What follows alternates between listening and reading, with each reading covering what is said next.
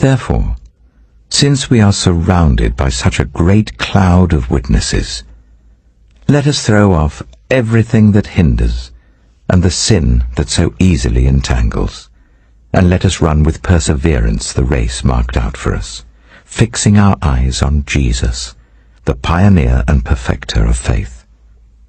For the joy that was set before him, he endured the cross, scorning its shame, and sat down at the right hand of the throne of God.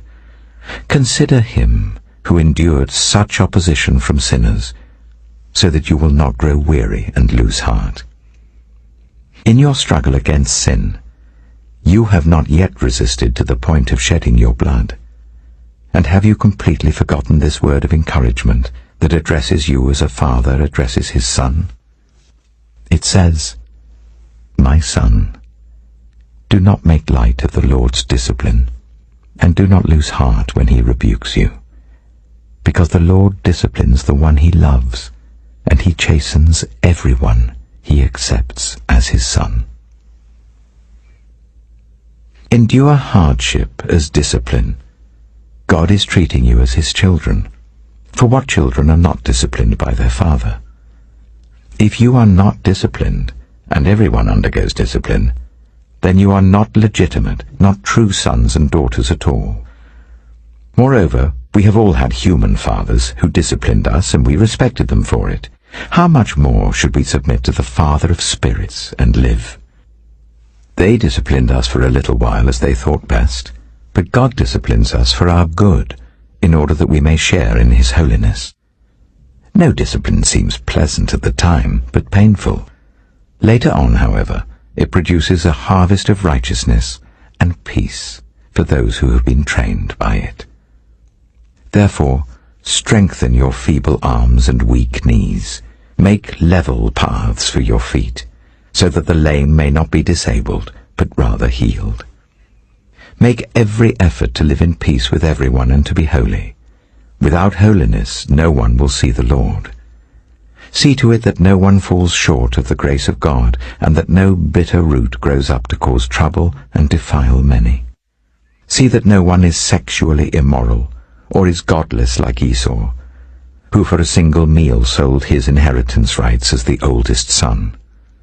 Afterwards, as you know, when he wanted to inherit this blessing, he was rejected. Even though he sought the blessing with tears, he could not change what he had done.